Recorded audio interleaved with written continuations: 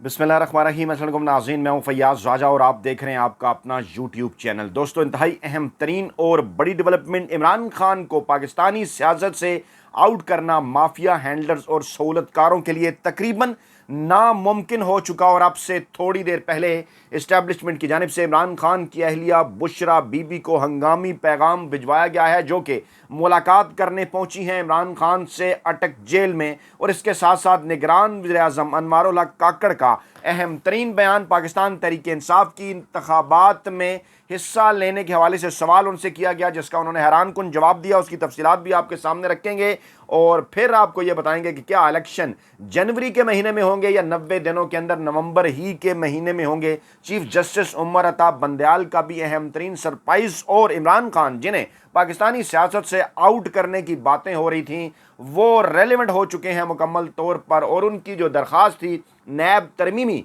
Bill के हवाले से, उस पर फैसला महफूज कर लिया गया है। लेकिन मामलात को आगे बढ़ाने से पहले मैं आपको यह बताऊं कि बिलाशुबा इमरान खान ही पाकिस्तान के हकीकी और अवामी लीडर हैं, क्योंकि जब चीफ जस्टिस उमर अता बंदयाल की जानिब से उनके वकील से पूछा गया कि अब नैब तरमीमी बिल से आपके क्लाइंट को भी फायदा हो सकता है, तो ख्वाजा हारिस जो उनके वकील थे इमरान खान के और हैं, उन्होंने कहा कि इमरान खान ने बयान हल्फी दे दिया है नैब को कि वो नए तरमीमी बिल से किसी किस्म का कोई फ़ायदा नहीं उठाना चाहते, उनको उसी तरह से डील किया जाए। वो अपने मौक़ा पर कायम है कि नैब तरमीमी बिल को कलअदम करार दिया जाए। सुप्रीम कोर्ट ऑफ पाकिस्तान इस मामले के ऊपर क्या करने जा रही है, शॉर्ट स्वीट और स्मार्ट फैसले का जिक्र चीफ जस्टिस उमर अता बंदयाल ने किया। लेकिन इससे पहले डिस्कस करेंगे परवेज़ इलाही का मामला।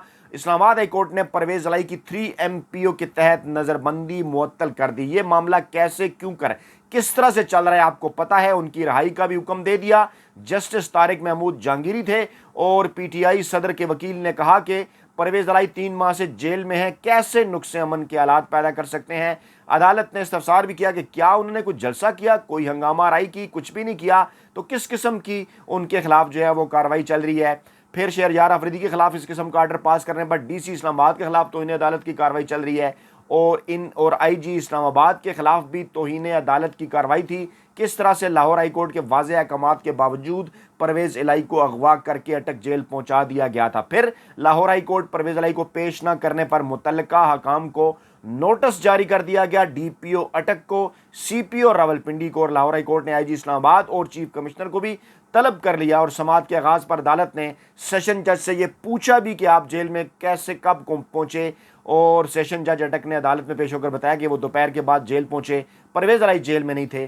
सरकारी वकील ने कहा कि बाद में उनको पुलिस लाइन इस्लामाबाद मुंतकिल कर दिया गया। अदालत ने फिर पूछा कि CPO रावलपिंडी और DPO अटक कहाँ हैं। फिर अदालत ने दोनों को तौहीन अदालत का नोटिस जारी किया और कहा कि उनके खिलाफ क्यों ना तौहीन अदालत की कार्रवाई अमल में लाई जाए। और फिर उन्होंने सुपरिटेंडेंट जेल के मुतल्लिक भी पूछा, वक्फा भी हुआ। फिर उसके बाद दरख्वास्तगार के वकील ने कहा कि अदालत का हुक्म है परवेज़ इलाही को पेश किया जाए। जस्टिस मिर्ज़ा वक्कास रऊफ़ ने कहा, जो जज थे, उन्होंने कहा कि कमिश्नर इस्लामाबाद को हुक्म दे रहा हूं कि वो परवेज़ इलाही को पेश करें। बादी नज़र में रियासत उनको पेश करने से गुरेजा है। वैसे भी IG इस्लामाबाद के खिलाफ तो इन्हें अदालत का मामला तो अदालत के सामने मौजूद ही है। और कल जस्टिस अमजद रफ़ीक का रोस्टर तब्दील कर दिया गया था, जिन्होंने अहकामात दिए थे परवेज़ इलाही को पेश करने के हवाले से। और आज फिर दूसरे जज थे जनाब जस्टिस मिर्ज़ा वक्कास रऊफ़, और इन्होंने भी वही लाइन जो है वो इख्तियार की। और नैब तरमीम के खिलाफ चेयरमैन PTI की दरख्वास्त पर जो फैसला महफूज हुआ, इसकी कुछ तफसीलात आपके सामने रखते हैं। और चीफ जस्टिस ने कहा कि माजी से सबक सीखते हुए अब सो मोटो नहीं लेते, मेरी रिटायरमेंट करीब है, रिटायरमेंट से कबल शार्ट और स्वीट फैसला देंगे। और 3 रुकनी बेंच था, जस्टिस इजाजुल हसन, जस्टिस मंसूर अली शाह भी थे। अदालत उज़्मा में चेयरमैन PTI के वकील ख्वाजा हारिस ने दलाइल दिए। जस्टिस मंसूर शाह ने पूछा कि अटार्नी जनरल कहाँ हैं। Additional attorney general Aamir Rahman ने बताया कि अटार्नी जनरल बैरून मुल्क है, उनका जवाब जमा करा दूंगा, वही डिलेइंग टैक्टिक्स। चीफ जस्टिस ने कहा कि अगर अटार्नी जनरल ने नहीं आना था तो अदालत को बता देते, अटार्नी जनरल के ना आने का मालूम होता तो मामूल के मुकदमात की समाअत करते। उन्हीं की वजह से सुबह 9:30 बजे केस मुकर्रर किया था। डिलेइंग टैक्टिक्स पता है आपको। चेयरमैन PTI के वकील ख्वाजा हारिस ने कहा कि तहरीरी गुज़ारिशात अदालत को हमने जमा करा दी हैं। चीफ जस्टिस ने ख्वाजा हारिफ से पूछा कि क्या आपने नैब की रिपोर्ट पढ़ी है। नैब ने मई तक वापस होने वाले रेफरेंसेस की वजूहात बताई हैं। रेफरेंस वापसी की वजूहात से अंदाजा होता है कि कानून का झुकाव किस तरफ है। मई तक किन शख्सियात के रेफरेंस वापस हुए सब रिकॉर्ड पर आ चुका। नैब कानून के सेक्शन 23 में एक तरमीम मई 2 जून में हुई और मई में पहले वापस होने वाले रेफरेंस आज तक नैब के पास मौजूद हैं। नैब की जानिब से इन सवालात के जवाब कौन देगा, सही लाइन पकड़ी चीफ जस्टिस उमर रज़ा बंदयाल ने। चेयरमैन पीटीआई के वकील ख्वाजा हारिस ने कहा कि तरमीम के बाद बहुत से ज़ेर इल्तवा मुकदमात को भी वापस कर दिया गया और जनाब चीफ जस्टिस ने कहा कि क्या इन तरामीम में कोई ऐसी शिक है जिसके तहत मुकदमात दूसरे फोरम को भिजवाए जाएं। इन तरामीम के बाद नैब का बहुत सारा काम ख़त्म हो गया है और चीफ जस्टिस ने पूछा क्या नैब के पास मुकदमात दूसरे फोरम को भिजवाने का इख्तियार है, जिस पर ख्वाजा हारिस ने कहा कि नैब तरमीम के बाद इन मुकदमात को डील करने का इख्तियार अब नैब के पास नहीं, नैब के पास दूसरे मुकदमात दूसरे दारों को भिजवाने का कोई भी इख्तियार जो है वो मौजूद नहीं है। अहम तरीन मामला, अहम तरीन development, chief justice Ejazul Hasan ने कहा कि ज़ेर इल्तवा तहकीकात और इंक्वायरियाँ तरामीम के बाद सरदखानी की नज़र हो चुकी हैं। तहकीकात के बाद मुंतकली का मेकनिज़म बनने तक अवाम के हकूक़ बरह रास्त मुतासर होंगे। ये इंतहाई अहम तरीन केस है। इमरान खान की ये दरख्वास्त थी, इमरान खान अटक जेल में है और चीफ जस्टिस उमर रज़ा बंदयाल अपनी मुद्दत मुलाजमत अपना ओहदा 16 सितंबर को ख़त्म होने से पहले लाजमी तौर पर इस हवाले से फैसला करके जाएंगे। वो वाजे कर चुके हैं कि अपनी रिटायरमेंट से पहले वो ये फैसला करेंगे और फिर उन्होंने कहा कि क्योंकि ये अवामी दिलचस्पी का केस है और इस केस के ऊपर उनका फैसला करना जाने से पहले अज़हद ज़रूरी है और वक्त नहीं है। उन्होंने कहा शार्ट स्वीट और स्मार्ट फैसला जो है वो देंगे, फैसला सुनाने की तारीख का ऐलान बाद में करेंगे, लेकिन इत्तलात यही है कि जल्द अज जल्द ये फैसला आ रहा है उनकी रिटायरमेंट से पहले, 10 सितंबर से पहले, जो कि बहुत बड़ा सरप्राइज़ इस वक्त पाकिस्तान के सियासी माफिया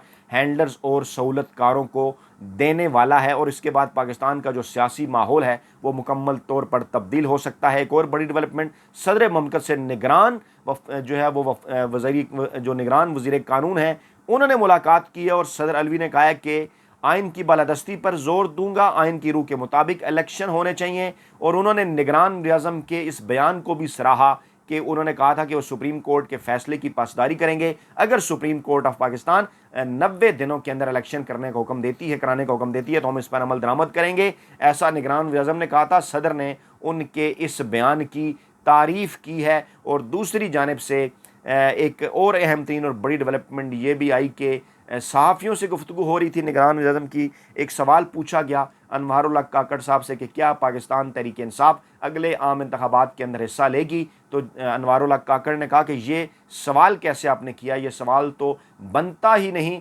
कि Tehreek Insaf election commission of Pakistan के अंदर एक रजिस्टर्ड सियासी जमात है, बिल्कुल वो इसके अंदर जो है वो हिस्सा लेगी, उसका यह हक़ आइनी और कानूनी। और आपके सवाल का मकसद क्या है, जिस पर जो है वो इसके साथ साथ उन्होंने जो है वो एक और बात भी की इलेक्शन के हवाले से। अपने इस मौक़िफ़ को उन्होंने दोहराया कि सुप्रीम कोर्ट ऑफ पाकिस्तान के फ़ैसले की रोशनी में जो है वो तमाम तर इक़दामात जो हैं वो उठाए जाएंगे। और फिर जब उनसे ये भी पूछा गया सहाफ़ियों की जानिब से कि क्या आपकी हुकूमत 6 माह चलेगी, तो उन्होंने कहा कि मैंने कब ये कहा कि हमारी हुकूमत जो है वो 6 माह चलेगी।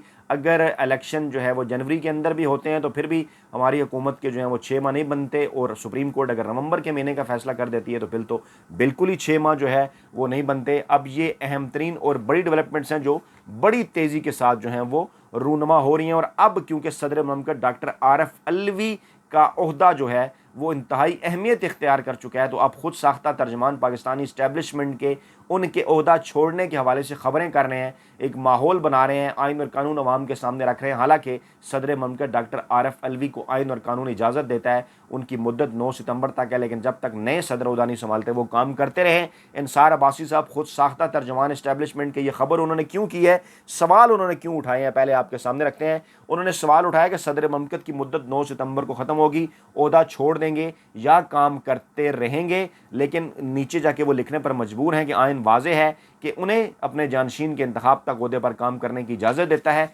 चाहे इसमें जितना भी वक्त लग जाए। और उन्होंने कहा मुख्तलिफ कानूनी और आइनी मामलात पर माहिरीन की राय मुख्तलिफ रही है, इस पर भी वो मुख्तलिफ राय लाना चाह रहे थे, लेकिन इस पर कोई और राय है नहीं, कन्फ्यूजन पैदा करते रहना चाह रहे हैं। और उन्होंने कहा मौजूदा हालात में सदर के ओहदे के मियाद से आगे काम करने का सवाल एक ऐसा मामला है जो तयशुदा और आइन में ऐसी कोई बात दर्ज नहीं कि जिसकी तशरीह करते हुए सदर के ओहदे की मियाद मुकम्मल करने के बाद ओहदे से हटाए जाने पर मजबूर किया जा सके।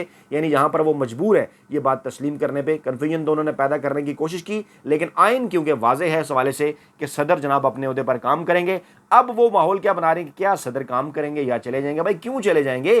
क्यों मुल्क के उस आइनी बहरान के अंदर वो छोड़कर चले जाएंगे? कोई वजह तो होनी चाहिए। अच्छा, फिर उन्होंने कहा ताहम मुद्दत पूरी होने पर अज खुद ओहदा छोड़ने का इंतखाब करते हैं तो ऐसी सूरत में आइन में उनके मतबादल के लिए वाज़ेह बात मौजूद है। यानी लाइन दे रहे हैं कि अगर वो ओहदा छोड़ते हैं तो फिर उनकी जगह कोई आ सकता है। फिर सवाल भी उठाते हैं कि अभी तक उन्होंने इरादा जाहिर नहीं किया कि वो छोड़ देंगे या काम करते रहेंगे, और उनकी मुद्दत 5 साल की 9 सितंबर को ख़त्म हो रही है, और जब तक उनके जानशीन का इंतखाब नहीं होता वो काम करते रहेंगे। और सदर के ओहदे पर फाइज शख्स इस ओहदे के लिए दोबारा इंतखाब कायल होगा, लेकिन कोई शख्स इस ओहदे पर मुसलसल 2 मियादों से ज़्यादा नहीं रह सकता। बिल्कुल ठीक हो गया। आइन के मुताबिक सदर कौमी असम्बली के स्पीकर को अपने हाथ से लिखा इस्तीफ़ा दे सकते हैं। देखें ना ज़रा किस तरह से गाइड कर रहे हैं।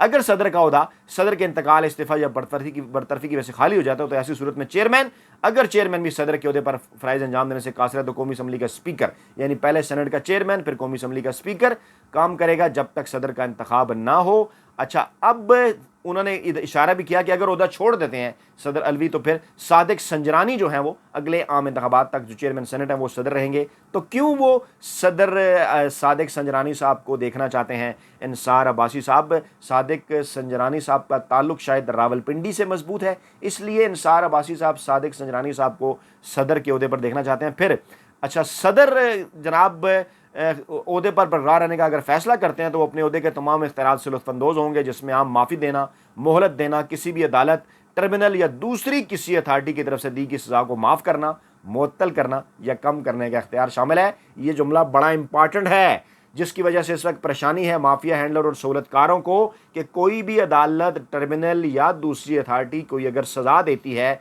तो सदर ममलकत उस सज़ा को माफ़ कर सकते हैं, उस सज़ा को मुअत्तल कर सकते हैं, उस सज़ा को कम कर सकते हैं। अब यही उनका वो इख्तियार है कि जिसके इख्तियार के ऊपर जनाब परेशानी है। और अब जनाब ख़बरें भी आ रही हैं कि आर्मी चीफ साहब ने ताजरों से मुलाकात में कौन कौन से जो मुआशी मंसूबे हैं वो जनाब अपने शेयर किए हैं। 50 ताजरों के साथ उन्होंने 40 घंटे तवील मुलाकात की थी, पहले कराची के अंदर और उसके 4 घंटे माफ़ कीजिएगा, 50 ताजरों से 4 घंटे, और फिर लाहौर के अंदर भी उनकी मुलाकातें हुई थी। और उन्होंने कहा था जनाब कुछ दोस्त ममालिक जो हैं वो पाकिस्तान के अंदर सरमायाकारी लाना चाहते हैं। और फिर उन्होंने ये कहा कि जनाब नए IMF प्रोग्राम की तरफ जाने की बजाय अगर हम जनाब इस किस्म की मैशत को बेहतर करने की कोशिश करते हैं तो पाकिस्तान के लिए बेहतर होगा। तो सवाल पैदा होता है कि इमरान खान भी तो IMF से जान छुड़ाना चाहते थे, पाकिस्तानी मैशत को अपने पाँव के ऊपर खड़ा करना चाहते थे। तो पाकिस्तानी अवाम ये सवाल पूछने में हक बजानिब है कि क्यों कर इमरान खान की आइनी और कानूनी हुकूमत को गैर आइनी और गैर कानूनी तरीके से गिरा दिया गया। और इस वक्त मुल्क के अंदर ये सूरत हाल है कि पाकिस्तान तहरीक इंसाफ के अलावा कोई भी सियासी जमात पाकिस्तान के अंदर सिंपल मेजॉरिटी से हुकूमत बनाना तो बहुत दूर की बात, 50 नशिस्तें भी हासिल करने की पोजीशन में नहीं है। नवाज शरीफ और नून लीग उनकी जो मौजूदा मकबूलियत है वो अवाम के सामने, किसी तौर वो अगर पंजाब में पूरा जोर भी लगा लें तो शायद 141 में से कोई 41 नशिस्तें वो बड़ी मुश्किल से हासिल कर सकें। इसके अलावा पूरे पाकिस्तान में तो उनका किसी किस्म की पार्टी का कोई लेना देना नहीं है। ख्वाजा आसफ भी बोल पड़े कि इसहाक डार और शहबाज शरीफ को वापस आ जाना चाहिए, नवाज शरीफ चाहे बाद में आ जाएं लेकिन ये दोनों आ जाएं। यानी इख्तलाफात इस वक्त नून लीग के अंदर पैदा हो रहे हैं। पता उन्हें इस बात का चल चुका है कि अवाम के अंदर जाना उनके लिए इंतहाई मुश्किल है। ख्वाजा आसफ खुद भी इस बात का एतराफ़ कर चुके कि इन तेलों के अंदर तेल नहीं। दूसरी जानिब पीपल्स पार्टी के हवाले से भी थोड़ा थोड़ा ज़मीन गर्म होना शुरू हो गई है। जो इतलात आ रही हैं कराची से कि वहाँ पर भी नेटवर्क जो है करप्शन का उसको जो है वो तोड़े जाने के अहकामात जो हैं वो जारी किए जा चुके हैं। और फिर ये ख़बरें भी आ रही हैं कि जनाब इमरान खान के हवाले से कोई मनफी रिमार्क्स जो हैं वो नहीं आए। और आज की बड़ी डेवलपमेंट ये भी है कि जनाब इमरान खान से बुशरा बीबी उनकी अहलिया अटक जेल के अंदर मुलाकात करने के लिए पहुंची हैं और वहां पर लीगल टीम भी इमरान खान की पहुंची है। और सदर ममलकत डॉक्टर आरिफ अलवी से जो मुलाकात की थी चंद दिन पहले आर्मी चीफ और DGISI ने, इस मुलाकात के नतीजे में सदर ममलकत डॉक्टर आरिफ अलवी की जानिब से एक बिलवास्ता पैगाम ज़मान पार्क पहुँचाया गया है बुशरा बीबी को। और इत्तलात ये भी हैं कि अलीमा खान साहबा को भी अलहदा से पैगाम जो है वो पहुँचाया गया है। और बुशरा बीबी और कानूनी टीम से इमरान खान की जो मुलाकात है उसके बाद मुमकिन तौर पर अलीमा खान भी आज या कल किसी वक्त इमरान खान से जो है वो मुलाकात कर सकती हैं। इस्टेब्लिशमेंट इस वक्त इस कोशिश में है कि एक कद की कोई ऐसा मामला कि जिसके ऊपर इमरान खान को मना लिया जाए, इमरान खान से उस मामले के ऊपर NRO हासिल कर लिया जाए, क्योंकि साइफ़र का जो मामला है जिस तरीके से ये आगे को चल रहा है, नज़र आ रहा है कि अदालतों से मुकम्मल तौर पर यह फ़ारिग हो जाएगा। तोशा खाना इससे पहले फ़ारिग हो चुका, इससे पहले जो इमरान खान के ख़िलाफ़ केसेस बनाए गए थे बैरूनी फंडिंग के, वो भी फ़ारिग हो चुके। यानी इस वक्त किसी किस्म का कोई भी मामला इमरान खान के ख़िलाफ़ अदालतों के अंदर उसकी कोई कानूनी आईनी हैसियत नहीं, और एक एक करके तमाम तर केसेस ख़त्म हो रहे हैं। और ऐसे माहौल के अंदर कि जब सुप्रीम कोर्ट मुमकिन तौर पर यह फ़ैसला दे सकती है, क्योंकि बार कौंसिल 9 सितंबर को हड़ताल का ऐलान कर रही है, 90 दिनों के अंदर इलेक्शन करवाने के हवाले से उनकी दरख्वास्त भी सुप्रीम कोर्ट में मौजूद है। नैब केस के बाद अगला जो अहम तरीन case take up chief justice Bandial कर सकते हैं वो 90 दिनों में इलेक्शन करवाने का मामला है। और इस माहौल के अंदर अब बड़ी तेज़ी के साथ पाकिस्तान के माफिया हैंडलर और सहूलतकार भी अपने कार्ड खेलना शुरू हो गए हैं। इमरान खान पूरी तरह से रेलिवेंट है, और इस वक्त पाकिस्तान के अंदर जो ताकतवर हल्के हैं उनकी ये कोशिश है कि किसी तरह जल्द अज जल्द इमरान खान से कोई डील हासिल कर ली जाए, और वो ये बात मानने को तैयार है कि इमरान खान अगर हमारा मुतालबा मान जाएँ तो फिर वो हमारे अगले वज़ीर-ए-आज़म, हम उन्हें उसी तरह से सैल्यूट भी करेंगे और पाकिस्तान को लेकर आगे भी चलेंगे। अपना बहुत ख्याल रखिएगा, दुआओं में याद रखिएगा। नई वीडियो के साथ जल्द हाजिर होंगे। अल्लाह ने के बाद।